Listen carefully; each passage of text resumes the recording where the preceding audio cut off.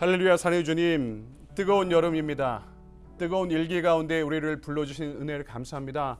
이 뜨거운 열기로 세상은 덥지만 하나님, 오늘 우리의 예배는 주님을 향한 열정으로, 주님의 따뜻한 마음으로, 성령의 인도하심으로 가득한 이 시간 되길 원합니다. 세상에서 힘을 잃고 지쳐있던, 또 고단하고 치열한 삶의 현장 가운데 살아가던 자녀들을 주님의 품으로 이 시간 불러주셨사오니 안아주시고 일으키시고 능력 주시고 은혜에 더하여 주실 때, 오늘 이 축제의 예배를 통해 힘을 얻어 세상을 향해 당당하게 나아갈 수 있는 우리의 발걸음 될 수 있도록 인도하여 주시옵소서. 우리의 시선을 하늘을 향해 듭니다. 하나님의 얼굴을 우리에게 보여주시옵소서. 우리의 마음을 활짝 엽니다. 하나님, 우리 마음 보좌의 주인으로 자정하여 주시옵소서. 세상에서 힘을 잃어버린 우리의 손과 발이 성령의 기름 부으심 가운데 구원의 참된 기쁨과 감격을 회복하는 이 축제의 예배가 될 수 있도록 하나님의 영광과 임재로 함께하여 주시옵소서. 거룩하신 주 예수 그리스도의 이름으로 감사하며 기도드리옵나이다. 아멘. 우리 은혜 찬양하며 우리 예배의 자리로 함께 나아가도록 하겠습니다.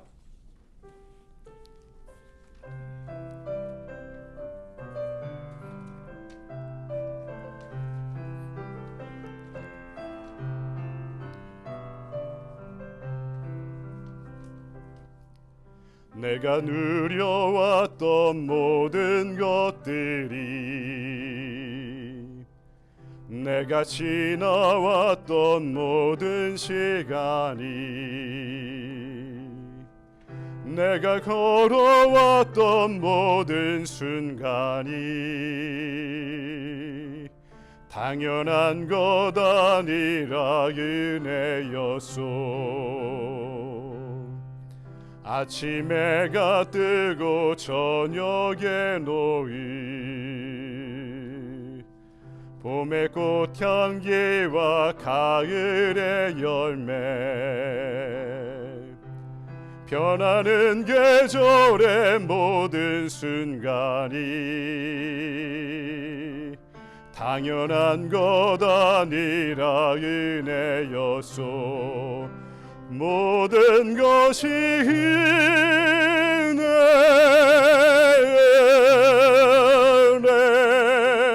은혜, 한없는 은혜. 내 삶에 당연한 것 하나도 없었던 것을, 모든 것이 은혜여서 내가 이 땅에 태어나 사는 건 어린아이 시절과 지금까지 숨을 쉬며 살며 꿈을 꾸는 삶, 당연한 것 아니라 은혜였소.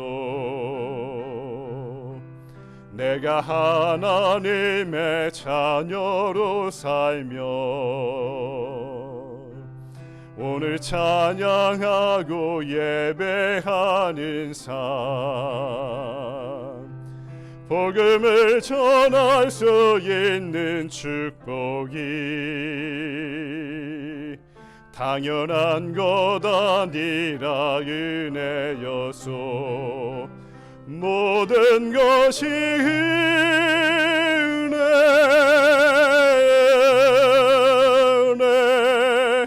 은혜, 한없는 은혜.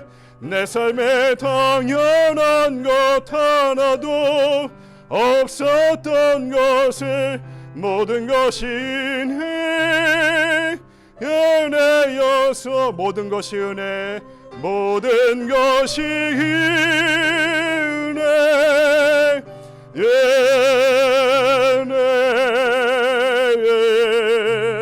은혜, 한없는 은혜. 내 삶에 당연한 것 하나도 없었던 것을, 모든 것이 은혜여서 옆 사람 축복하며 함께 찬양할까요?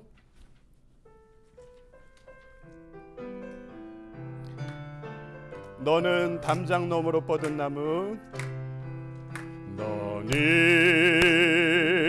담장 너머로 뻗은 나무, 가지에 푸른 열매처럼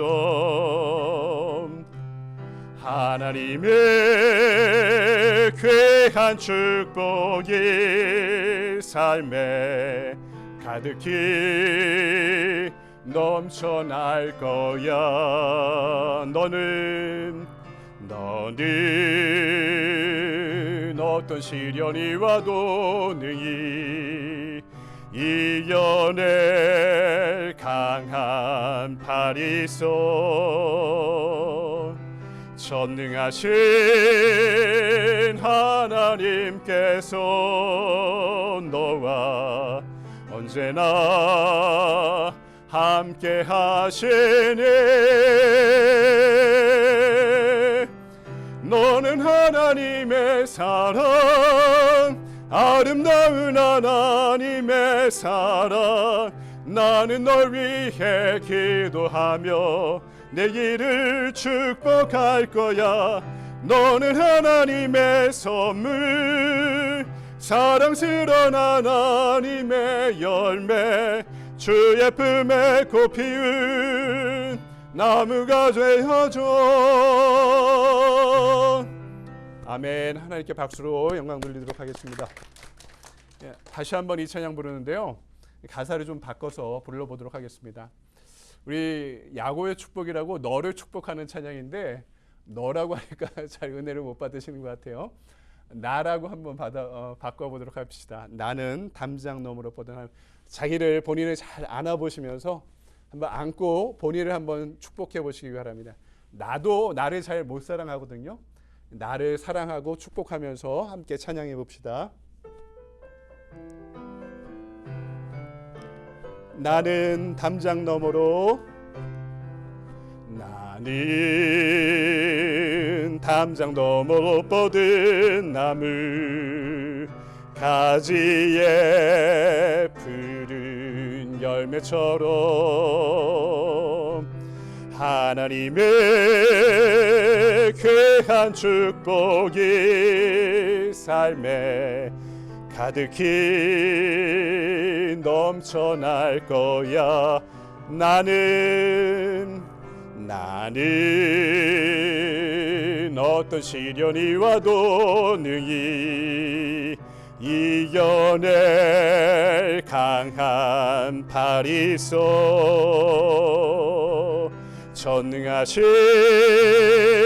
하나님께서 나와 언제나 함께 하시니 나는 하나님의 사랑, 나는 하나님의 사랑, 아름다운 하나님의 사랑. 나는 날 위해 기도하며 내 길을 축복할 거야. 나는 하나님의 선물, 사랑스러운 하나님의 열매, 주의 품에 꽃 피운 나무가 되어줘. 아멘. 우리 다 같이 자리에서 일어나셔서 사도신경으로 함께 신앙 고백하십니다. 전능하사 천지를 만드신 하나님 아버지를 내가 믿사오며 그 외아들 우리 주 예수 그리스도를 믿사오니 이는 성령으로 잉태하사 동정녀 마리아에게 나시고 본디오 빌라도에게 고난을 받으사 십자가에 못 박혀 죽으시고 장사한 지 사흘 만에 죽은 자 가운데서 다시 살아나시며 하늘에 오르사 전능하신 하나님 우편에 앉아 계시다가 저리로서 산자와 죽은 자를 심판하러 오시리라. 성령을 믿사오며 거룩한 공예와 성도가 서로 교통하는 것과 죄를 사하여 주시는 것과 몸이 다시 사는 것과 영원히 사는 것을 믿사옵나이다. 아멘. 만복의 근원 하나님, 백성 찬송 드리고 저 천사여 찬송하세 찬송 성부 성자 성령 아멘.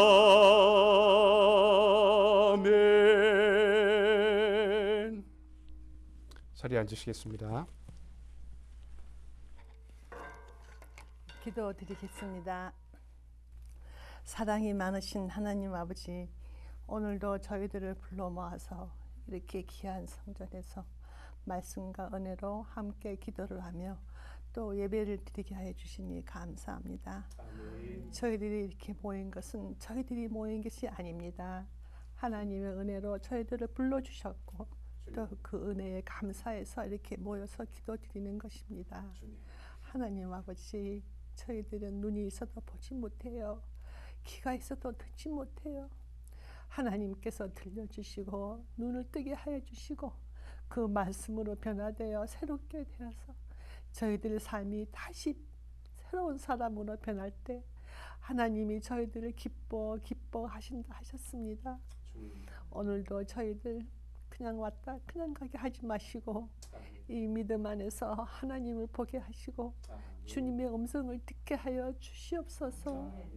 하나님, 저희들도 일주일 동안 주님의 말씀대로 살지 못했습니다. 이런저런 모습으로 마음이 힘들고 고난이 오고 상처받고 모든 것을 주님 앞에 내려놓을 때 사랑이 많으신 하나님께서는 다 품어주시고 용서하신다 하였습니다. 하나님 아버지, 오늘도 저희들 용서해 주시고 또 주님 앞에 또 엎드립니다. 하나님 아버지, 저희들 교회에 아픈 교인들이 많습니다. 몸이 아파 나오지 못한 교우들 주님께서 너그러운 손으로 붙잡아 치료하여 주시고 그 마음의 희망과 즐거움과 기쁨이 넘치게 하여 주시옵소서. 저희들이 축복을 받을 때 항상 좋은 것만 그리고 좋은 것만 바라지만 사실은 주님께서는 고통이 축복이 통로라고 하였습니다. 저희들이 힘들고 어려울 때 그것이 바로 하나님께 받는 축복이라 하였습니다. 그 비밀스러운 것을 깨닫고 다시 체험할 때 주님을 보게 됩니다. 하나님 아버지, 저희들 지금 케냐의 어려운 사람들을 위해 돕고 있습니다. 그 불쌍한 사람들, 저희들도 힘들지만 주님께서 그들을 도와줄 때 저희들에게 큰 축복이 오실 것을 믿습니다. 저희들이 그 케냐를 도울 때 하나님 함께 하시고 이 자리에 함께 하시는 주님 감사드립니다. 저희들 어린 유수들, 주님께서 어릴 때부터 정말 주님 말씀으로 키워주시고 지금은 나중에 미약하나 나중은 창대한다고 하셨습니다.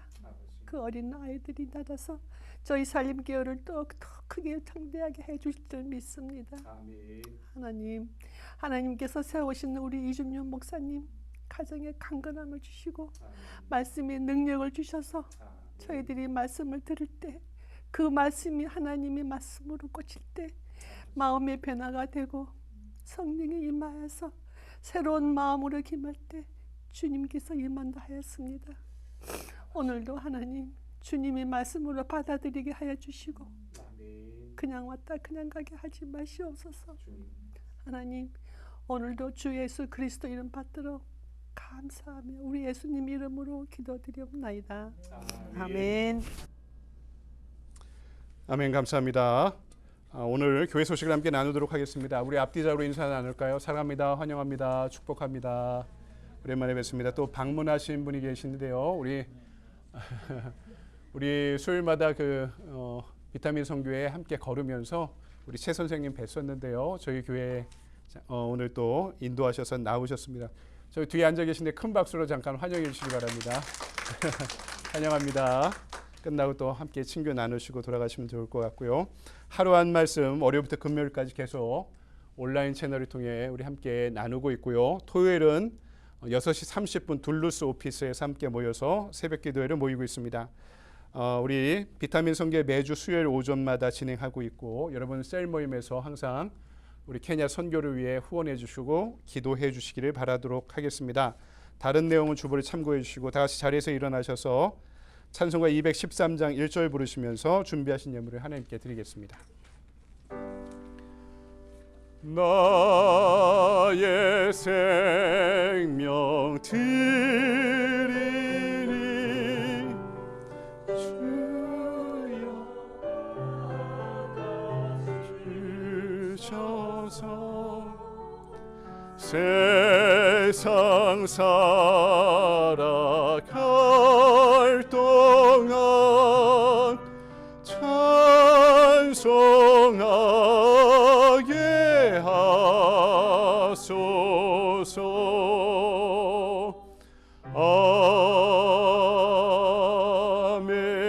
아멘. 할렐루야. 상해주님, 분주하고 고단한 와중에도 하나님의 존전으로 오늘 우리를 또 인도하신 은혜를 감사합니다. 모든 것이 은혜였음을 고백하며 이 예물 드리오니 이 예물에 담긴 우리의 정성과 주님을 향한 지고지순한 가치와 믿음과 사랑의 고백을 함께 흠양하실 때 이 모든 것들이 사용되는 곳에서 하나님 나라가 확장되게 하시고 예물 드리는 우리를 축복하실 때 우리의 믿음이 자라고 자라 우리의 몸도 하나님이 기뻐 받으시는 거룩한 산제물로 드릴 수 있도록 인도하여 주시옵소서. 그리하여 우리가 살아가는 모든 시간 깨어 주님과 동행하는 사적인 예배 시간 되게 하시고 우리가 두렵더라도 세상을 향해 나아갈 때 우리의 손을 굳게 붙잡고 동행하시는 주님께서 그 모든 땅에 함께 하실 때 우리의 가정이, 우리의 일터가, 우리의 교회가, 그리고 우리가 살아가는 이 세상이 하나님의 나라가 될 수 있도록 인도하시고 축복하여 주시옵소서. 오늘 이 사랑하는 자녀들 기억하실 때 믿음이 연약하여 방황하고 흔들릴 때마다 하나님 바라옵고 원하옵기는 오늘 이 예배 시간을 통해 우리의 삶의 뿌리를 굳건한 믿음의 반석 위에 다시 뿌리 내리게 하여 주셔서 주님이 허락하시는 은혜와 양식으로 우리의 삶을 채우게 하시고 육신의 질고와 질병으로 인해 고통받고 있는 모든 사랑하는 자녀들 기억하실 때 천하 만물을 창조하신 예수 그리스도의 이름으로 명하노니 회복될지어다. 주님, 회복될 뿐만 아니라 강건해져 걷고 뛰고 찬양할 수 있는 주님의 자녀들 될 수 있도록 인도하시고 치유하시고 회복시키시고 강건케 하여 주시옵소서. 오늘 우리의 예배와 예물을 받으시는 주님께 감사드리오며 거룩하신 주 예수 그리스도의 이름으로 기도드리옵나이다. 아멘.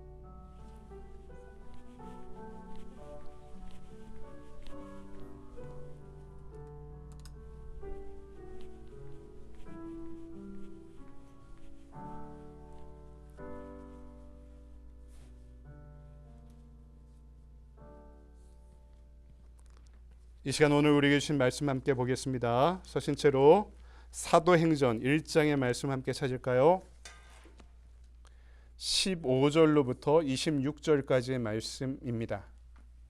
끝절까지의 말씀 좀 긴 구절이지만 저 한 절 여러분 한 절씩 번갈아 교독할까요?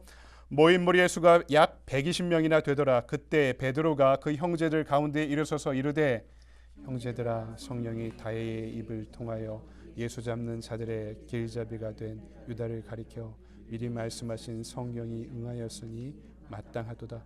이 사람은 본래 우리 수 가운데 참여하여 이 직무의 한 부분을 맡았던 자라.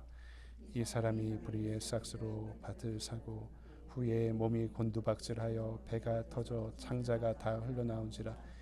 이 일이 예루살렘에 사는 모든 사람에게 알려져 그들의 말로는 그 밭을 아겔다마라 하니 이는 피밭이라는 뜻이라. 시편에 기록되었으되 그의 거처를 황폐하게 하시며 거기 거하는 자가 없게 하소서 하였고 또 일렀으되 그의 직분을 타인이 취하게 하소서 하였도다. 이러함으로 요한의 세례로부터 우리 가운데서 올려져 가신 날까지 주 예수께서 우리 가운데 출입하실 때에 항상 우리와 함께 다니던 사람 중에 하나를 세워 우리와 더불어 예수께서 부활하심을 증언하실 사람이 되게 하여야 하리라 하거늘. 그들이 두 사람을 내세우니 하나는 바사바라고도 하고 별명은 유스도라 하는 요셉이요 하나는 마띠아라. 그들이 기도하여 이르되 무사람이 왕을 하시는 주여 이 두 사람 중에 누가 주님을 택하시는 사람이다. 봉사와 및 사도의 직무를 대신할 자인지를 보이시옵소서. 유다는 이 직무를 버리고 제 곳으로 갔나이다 하고 제비 뽑아 맞대하를 얻으니 그가 11 사도의 수에 들어가니라. 아멘. 주님의 말씀입니다. 아멘. 다 자리에 앉으시겠습니다. 우리 초대교회 정신을 우리한테 적용하기 위해서 사도행전 강해를 함께하고 있습니다. 성령행전이라는 제목으로 시리즈 강해 설교를 하는데 오늘은 두 번째 시간입니다. 우리에게 주신 말씀 가지고 13번째 제자라는 제목으로 말씀을 증거하도록 하겠습니다. 초대교회에서 예수님을 배반한 대표적인 두 제자가 있죠. 누굽니까? 베드로 그리고 가룟 유다입니다. 이 두 사람은 둘 다 예수님을 배반했지만 그 인생의 결말은 정반대의 결과를 얻게 되었죠. 한 사람은 예수님을 팔아버린 이 죄책감 가운데 그것을 이기지 못해서 자살로 그의 삶을 마감하게 되었고요. 또 한 사람은 자신의 선택을 참회하고 돌이켜 회개하고 십자가에 달려 죽으신 주님께서 부활하신 그분을 만나게 되어서 또 자기도 예수님의 길을 따라 죽기까지 그 순교자의 사명을 감당했던 초대교회의 지도자 베드로였습니다. 오늘 우리가 읽은 말씀은 이 한 사람의 사도였던 베드로가 자신과 같이 실패했지만 또 한 사람의 낙오자가 되어버린 가룟 유다를 언급하면서 그 빈자리를 우리가 함께 채우자라는 제안으로 설교를 시작합니다. 그러자 초대교회의 공동체는 이 낙오한 사람을 대신하여 한 사람, 그러니까 13번째 제자를 뽑는 장면이 오늘 우리가 읽은 말씀입니다. 오늘 우리 말씀 가운데 초대교회가 이 12명의 제자를 얼마나 중요하게 여겼는지를 또한 알게 되고요. 이 말씀을 깊이 묵상할 때 우리가 사도행전, 사도들이 행한 전기라고 말씀드렸잖아요. 이 사도행전의 이야기가 아직도 완성되지 않았음을 발견하게 됩니다. 왜냐하면은 이 13번째 제자를 오늘도 하나님께서 찾으시고 우리를 이 13번째 제자의 자리로 계속해서 부르고 계시기 때문입니다. 오늘 말씀 두 가지 영적 교훈을 우리에게 주고 있는데요. 먼저는 제자는 반드시 제자를 낳아야 된다는 사실을 우리에게 알려주고 있습니다. 처음 제자의 수가 12명이었죠. 여기서 가룟 유다의 자살로 인해 비어진 공백을 메꾸고자 13번째 제자를 뽑죠. 이 이유가 있습니다. 구약에서 선택받은 이스라엘 지파가 몇 개 지파였죠? 12개 지파였죠. 또 예수님의 십자가 부활로 인해 이 땅에 우리에게 주어진 이 땅의 새로운 이스라엘을도요. 12개의 지파를 대신해서 12명의 제자들을 통해 그 나라가 새롭게 시작된다는 것을 신약 성경이 분명히 알려주고 있는 것입니다. 그런데 오늘 본문에 모인 이 사람들의 숫자가 몇 명이라고 이야기하고 있나요? 오늘 말씀 15절을 보니까 120명이 모여 있다고 이렇게 이야기합니다. 이들을 120문도 이렇게 이야기하죠. 나중에 마가의 다락방에서 성령이 임재하실 때 이 자리에 있던 사람들도 이 120문도였습니다. 근데 여러분 생각해 보십시오. 예수님이 예루살렘에 입성했을 때 호산나 다윗의 자손이여 하고 예수님을 따르던 사람들이 얼마나 됐을까요? 예수님이 메시아라 이렇게 믿었던 사람들이 얼마나 되었을까요? 수백 명, 수천 명, 수만 명이 넘었겠죠. 근데 그들 중에 예수님이 돌아가시고 나서 부활 승천하셨지만 그것을 모르고 있던 많은 사람들을 대신해서 예수님의 죽음 이후에 이 자리를 끝까지 지키고 있는 사람들이 몇 명입니까? 120명밖에 이제 남지 않았다고 이야기하고 있는 것입니다. 여러분, 이들에게 오순절 다락방에 성령의 임재가 함께 하실 때 이들이 누가 됩니까? 바로 제자가 됩니다. 이후에 사도행전은요, 이 성령 강림 이후에 제자들을 12사도만을 이야기하지 않습니다. 이 성령의 인도하심 가운데 그리스도의 제자가 되어 세상을 변화시키는 삶을 살고자 부름받은 모든 사람을 이제 신약 성경은 이후로 제자라 칭하기 시작한다는 것이죠. 그런데 그들이 바로 12명의 제자로부터 시작하고 있다는 사실이 우리가 주목해야 되는 거죠. 여러분, 신약 성경으로부터 시작한 초대교회가 지금까지 2000년 이상 지속되면서 교회는 이 네 가지 기준이 있어야 된다라고 이야기하는 교회의 4대 지표라는 게 있습니다. 주 4세기경에 니케아라는 곳에서 모여서 니케아 신조라는 것을 만듭니다. 이 사도행전은 원래 로마 신조라고 주후 6세기에 불리던 거였거든요. 이 주후 6세기에 만들어진 신조예요. 근데 그보다 앞선 신조가 니케아 신조인데 니케아 신조는 너무 길어서 예배 시간에 우리가 암송하기 너무나 길어서 우리가 하지는 않고 있는데 초대교회의 교리와 초대교회의 조직을 가장 핵심적으로 고백한 게 니케아 신조인데 니케아 신조에 이런 문구 한 줄이 있습니다.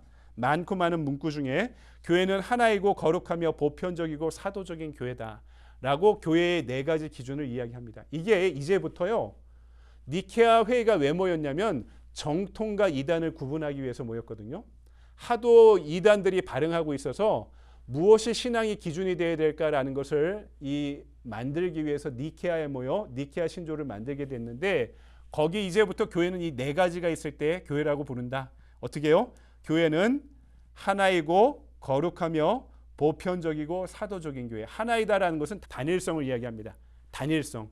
교회가 하나라는 거죠. 지금 교파가 얼마나 많습니까? 크게 그리스도 교회는 3개의 교파로 나눠지거든요. 동방정교회, 서방 카톨릭교회, 또 개신교회. 개신교회도 감리교회, 장로교회, 누터교회, 침례교회 여러 교파로 나눠지고 저희 교회처럼 독립교회, 초교파도 존재하고 있죠. 그런데 그러면 어느 교회가 진짜 교회인가 이렇게 이야기할 때 이 니케아 신조로부터 지금까지 이어져 오는 교회 이 기준을 보면 이건 단일성입니다. 이단이 아니면 교회는 모두 다 하나님의 몸된 교회, 하나의 교회로 본다는 거죠. 그러니까 우리 교회만 구원이 있다라고 이야기할 때 이 단일성을 훼손하는 겁니다.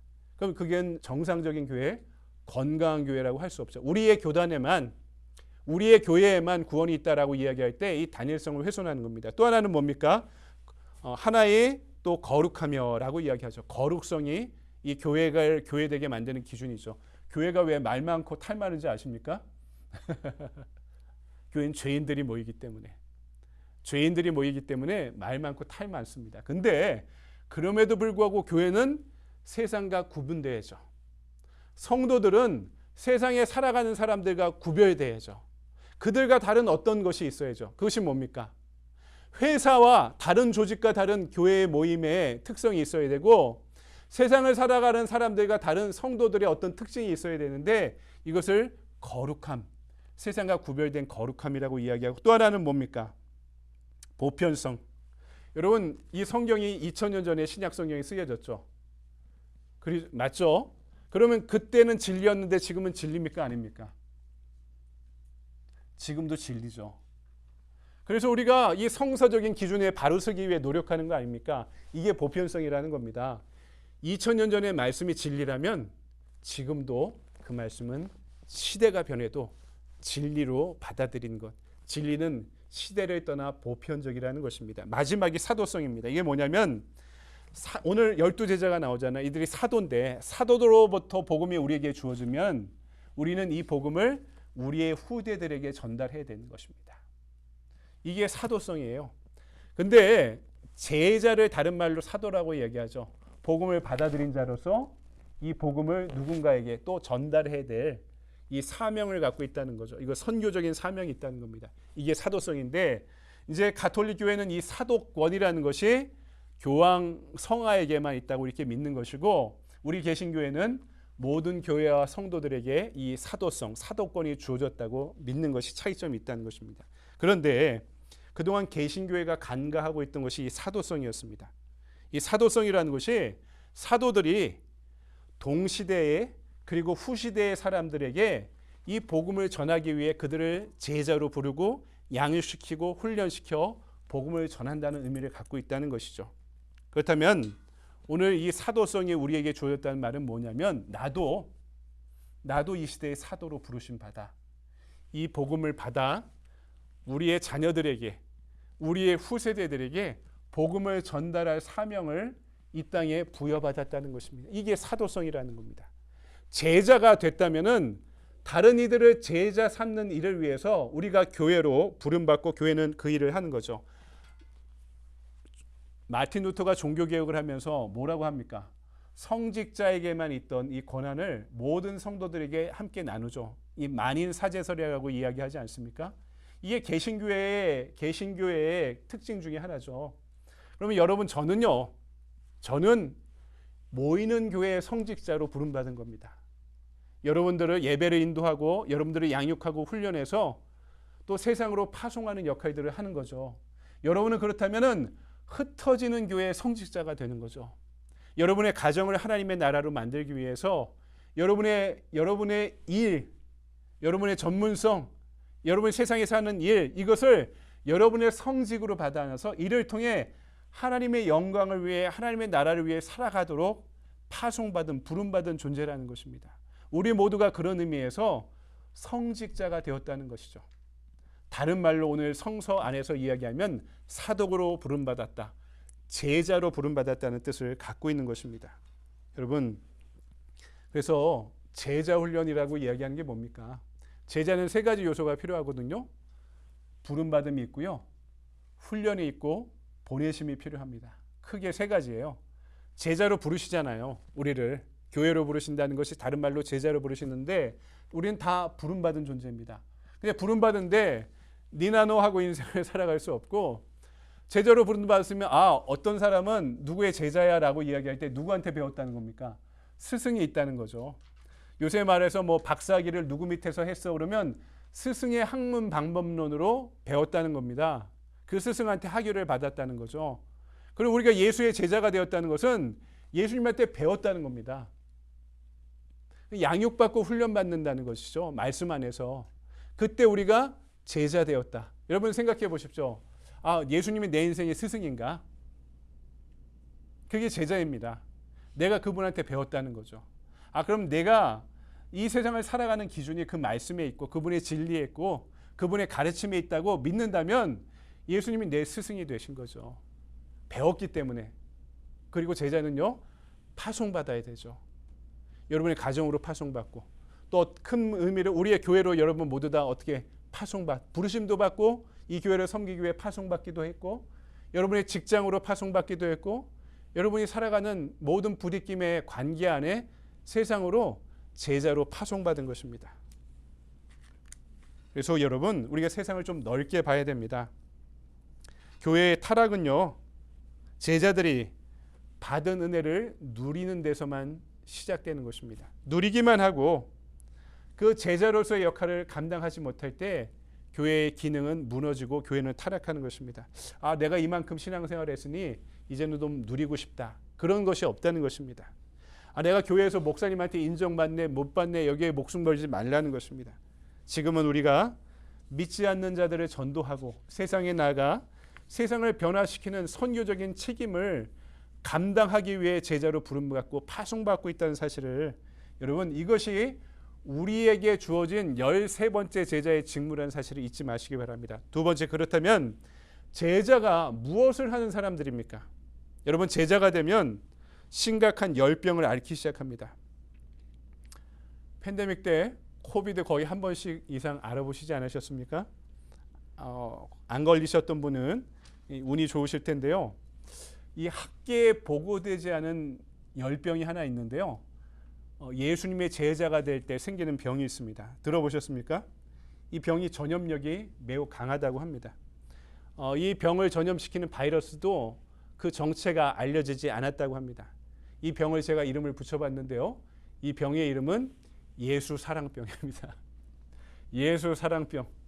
예수님을 믿게 될 때, 예수의 제자로 부름받게 될 때 감염되는 병증이 있는데 자기만 이 병을 갖고 품고 사는 게 아니라 이 병을 퍼뜨리며 살아가는 것이 삶의 사명으로 삼고 있는 사람들에게 주어진 병, 그것이 바로 예수 사랑병이고, 이 병을 앓고 있는 사람들을 바로 우리는 제자라고 부르는 것입니다. 여러분도 이 병영에 이 바이러스에 심각하게 감염되시기 바랍니다. 이 바이러스의 복균자가 되어서 여러분 조류독감이나 코비드 19보다 더 심각한 이 병증을 갖고 있는, 전염력을 갖고 있는 이 병을 퍼뜨리며 사는 전파자들이 되시기 바랍니다. 그렇게 우리가 예수 사랑병에 전염된 사도들이 될 때 그들이 해야 될 일이 있다는 거죠. 오늘 22절에 보니까 이들이 할 일이 우리로 더불어 예수의 부활하심을 증거하는 것이다 라고 이야기하고 있고요. 25절에 보니까 봉사의 직무라고 또 이야기하고 있습니다. 그러니까 제자들이 사도들이 무슨 일을 한다고요? 십자가 부활을 증거하고 전도하고 또 믿음이 자라지 않은 사람들을 영적 아이들을 가르치고 섬기는 모든 봉사의 일을 하는 것이 사도의 직무다, 제자의 직무다라고 분명하게 이야기하고 있는 것입니다. 그런데 여러분, 우리가 제자가 되라, 사도가 되라 하면 오해하는 것이 있습니다. 내가 자꾸 뭐가 되어야 한다고 생각합니다.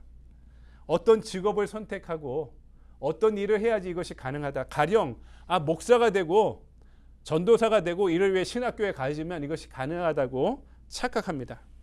여러분, 그것이 아닙니다. 무엇이 되어야, 어떤 직업을 가져야, 어떤 사회적 위치에 올라가야 이 역할을 감당하는 것이 아니라 사도의 직무를 위해 살아갈 때 내가 사도가 되는 것입니다. 복음의 증거자로 살아가는 것은 반드시 신학대학교를, 대학원을 들어가고 목사 안수를 받고 전도자의 역할을 하기 때문에, 전도사를 하기 때문에 그것이 가능한 것이 아니라 내가 복음을 품고 예수의 제자로 배우고 양육하고 그 복음을 전파하며 살아가고자 노력할 때 우리는 이 땅에 사도의 직무를 모두가 받은 것이다 라고 이야기할 수 있는 거죠. 그래서 이것은 직업이 중요한 것이 아닙니다. 사회적 신분이 중요한 것이 아닙니다. 내 재산과 자산이, 재화가, 돈이 많아야지 감당할 수 있는 일이 아닙니다. 한국 개화기 때 전라도 금산이라는 곳에 팥정이라는 마을이 있는데요. 이곳에 금산교회라는 교회가 개척되었습니다. 미국 남장로의 개척 선교단으로 내한한 데이트라는 선교사가 이 지역에 유지였던 조덕삼이라는 양반을 전도해서 그의 집 사랑치에서 시작된 교회입니다. 그리고 3년이 지나 사랑치에서 모여 교회가 시작됐는데요. 3년이 지나서 교인들이 한 30여 명 모일 때 그 사랑방 자리를 허물고 기역자 한옥으로 된 교회를 건축하고 개척을 했는데요. 그것이 우리 한국의 이 기역자 교회가 몇 군데 지금 남아있거든요. 이 금산이라는 교회도 남아있고 강화도에도 남아있는데 왜 기역자로 진지 아십니까? 가운데가 이 강대상이고요. 이쪽엔 남자들이 앉고 저쪽엔 여자들이 앉고 남녀가 유별한데 같은 자리에 앉아서 예배드리지 말라고 한열은 이쪽은 남자석 이쪽은 여자석 만든 건데요. 놀라운 것은요. 남자와 여자의 구별만 했죠. 단상의 구분을 하지 않았어요. 양반과 종놈의 구분은 하지 않고 남자와 여자로만 앉아서 예배를 드렸다는 것입니다. 이 교회가 부흥해서 1909년에 장로교회니까 최초로 장로를 세우게 되었는데요. 투표할 때 마을의 지주였던 그리고 자기 집을 내놓았던 조덕삼 씨가 장로로 처음에 추천되지 않고요. 이 집의 머슴이었던 말을 키우던 마부였던 이자익이라는 분이 장로로 추천되게 됩니다. 한번 생각해 보세요. 자기 재산을 놓아서 자기 집에서 개척을 했는데 그리고 이 집의 양반이었는데 개척 멤버였는데 이분이 장로가 되지 않고요.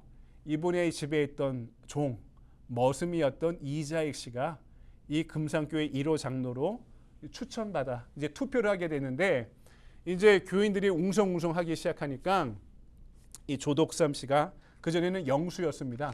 그때는 뭐 집사 권사를 장로교회에서는 영수로 불렀던 모양입니다. 감리교회에서는 옛날엔 집사를 소사라 불렀어요. 소사. 옛날에 초등학교에 가면 초등학교에서 관리하시는 분을 소사라고 불렀는데 집사가 하는 일이 그런 일이다라고 생각했던 모양입니다. 근데 이 두 명의 영수 중에 이자익이 영수가 되고 조덕삼은 떨어진 거죠. 웅성웅성하니까 조덕삼 영수가 발언권을 얻고 나와서 이렇게 이야기합니다. 이 결정은 하나님이 내리신 결정입니다. 우리 금산교회 교인들은 참으로 훌륭한 일을 해냈습니다. 저희 집에서 일하고 있는 이자익은 저보다 신앙의 열의가 대단합니다. 나는 교회의 결정에 순종하고 이자익 장로를 받들어 열심히 교회를 섬기겠습니다. 하고 이야기할 때 모든 성도들이 박수를 치면서 투표를 하고 투표대로 이자익 이 영수가 장로가 되었다고 합니다. 실제로 조덕삼 영수는요. 본인이 했던 발언대로 본인이 집에 종이었던 머슴에 불과했던 이자익 장로를 교회에서는 장로로 누구보다 더 열심히 섬겼다고 합니다. 당시에는 목회자들이 부족해서요. 장로님들이 선교사들이 안 오면 이 교회 목사님이 안 계시면 이 장로님이 예배를 인도하고 설교했다고 하는데요. 이 머슴이라 배우지도 못했겠죠. 이자익 씨가. 그분이 앞에서 예배를 인도하고 설교할 때 양반이고 한학을 공부했던 이 조독산 명수가 맨 앞자리에 앉아서 아멘 아멘 하면서 누구보다 열심히 그 설교 말씀을 들었다고 합니다. 여기서 그친 것이 아니에요. 집에서는 주인과 머슴의 관계였는데 교회 가면 철저하게 영수와 장로의 관계로 이 장로님을 잘 받들어 섬겼다는 거죠. 그리고 자기보다 9살이나 어린 이 이자익을요 잘 봐서 그 당시에 생겼던 평양의 평양신학교로 유학을 보냅니다. 목사가 되라고. 그리고 그 일체의 경비를 이 조독삼 씨가 다 부담하게 되었죠. 학비와 생활비를.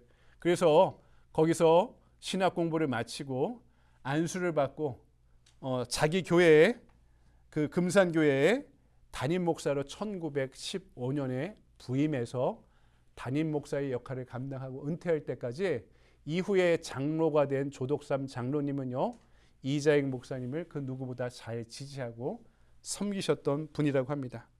또 이 조독삼 장로는요 그 당시 금산 전라도 금산 지역에 유광학원이라는 민족학원을 설립해서요 민족의 일제시대에도 민족의 정기가 끊이지 않도록 그리고 그 시대에 식민지 치하에 청소년들에게 독립과 새로운 나라의 꿈을 주며 유광학원을 잘 이끌었다고 하고요. 이 조독삼 장로의 가정에서 국무총리도 나오고 이 학원을 통해서 수많은 이 근대 이후에 인재들이 배출되는 학교가 되었다고 합니다. 여러분 말씀을 정리합니다. 사도가 누굽니까?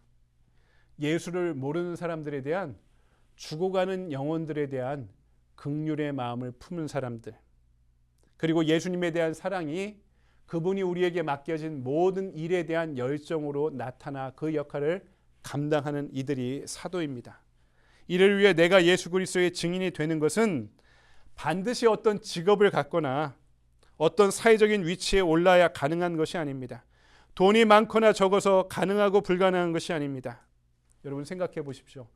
나의 마음이 시커멓게 죽어가고 있을 때 나를 만나신 예수님을 생각하고 나의 영혼이 죄악으로 죽어가고 있을 때 피 흘리고 못자국 난 그 손으로 내 손을 잡아주시던 그분을 생각하면서 나와 비슷하게 아파하고 가슴이 새카맣게 타들어가고 죄악으로 죽어가는 영혼들에 대한 긍휼로 그들을 찾아가는 이들이 바로 이 시대의 제자들입니다. 그 일을 위해 우리를 부르신 것을 깨닫고 이 일을 잘 감당하기 위해서 날마다 주님과 교제하면서 그분의 말씀을 묵상하고 의지하시기 바랍니다. 성령께서 그렇다면 우리에게 그 직무를 감당할 만한 믿음도 능력도 은혜도 주실 줄 믿습니다. 그렇게 될 때 저와 여러분은 초대교회의 사도들로부터 전수받은 복음을 동시대의 이웃을 향해 후시대의 다음 세대들을 향해 전승하고 전수할 수 있는 사도적 사명을 감당하게 될 줄 믿습니다. 지난주에 말씀드렸죠. 일은 나를 지치게 만들지만 사명은 나를 충만케 한다고. 일은 잘했냐 못했냐 성공했냐 실패했냐 평가를 받지만 사명은 끝까지 완수하는 자에게 하나님의 인정이 있다고. 그리고 일은 나를 공허하게 만들지만 사명은 내 인생의 의미가 무엇인지 행복이 무엇인지를 나에게 알려준다고 말씀드렸습니다. 이 사명을 위해 이 시대의 13번째 제자가 되기 위해 부름받은 그 사명이 나에게 주어졌음을 알고 또 이를 위해 우리의 영원한 스승 주 예수 그리스도의 이름으로 그 모든 역할들을 감당하는 저와 여러분이 되기를 주님의 이름으로 간절히 축원드립니다. 기도하겠습니다. 사랑해 주님 감사합니다. 오늘도 주님 우리를 이 시대의 제자로 부르셨음을 믿습니다. 주님 부르기만 하지 마시고 이거를 감당할 만한 은혜도 더하시고 하나님 믿음도 더하시고 건강도 더하시고 환경도 더하셔서 이 모든 것들을 통해서 우리 인생의 유일한 사명, 예수 그리스도의 증인으로 된 그 사명을 감당하기 위해 우리 같은 시대를 살아가고 있는 우리 이웃들을 향하게 하시고, 그리고 우리의 다음 세대를 향해 그 복음을 전파하며 살아가는 것이 이 땅에 주어진 우리의 사도적인 직무임을 잊지 않고 살아가는 우리 모두가 될 수 있도록 우리를 인도하시고 주님 충만케 하시고 우리를 축복하여 주시옵소서. 거룩하신 주 예수 그리스도의 이름으로 감사하며 기도드리옵나이다. 아멘. 다 같이 자리에서 일어나셔서 주신 말씀 기억하면서 찬송가 505장 함께 찬송하고 축도로 예배를 마치도록 하겠습니다.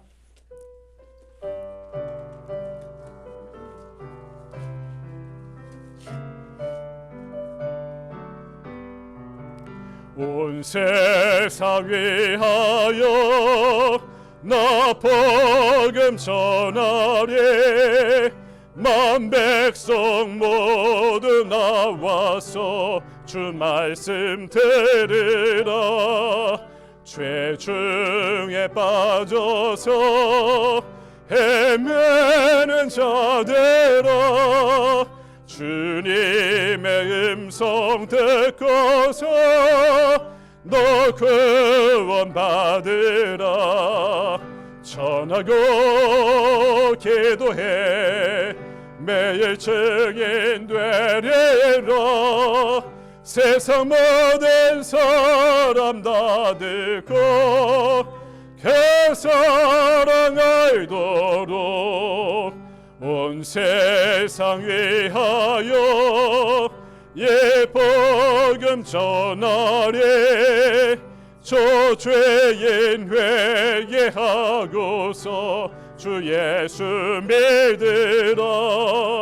이 세상 구하려 주 돌아가신 것 나 증거하지 않으면 그 사람 모르리.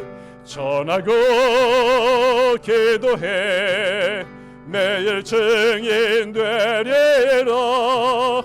세상 모든 사람 다 듣고 그 사랑 알도록 온 세상 위하여 주 은혜 임하리. 주 예수 이름 힘입어 이 복음 전하자. 먼 곳에 나가서 전하지 못해도 나 어느 곳에 있든지 늘 기도 힘쓰리. 아멘. 전하고 기도해 매일 증인 되리라. 세상 모든 사람 다 듣고 그 사랑 알도록. 아멘. 기도하겠습니다.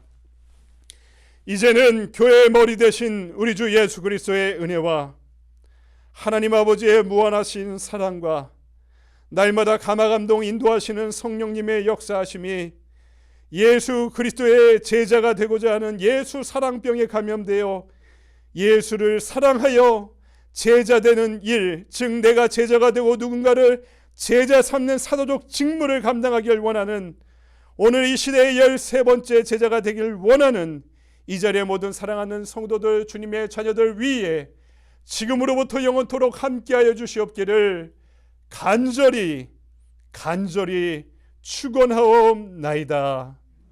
아멘.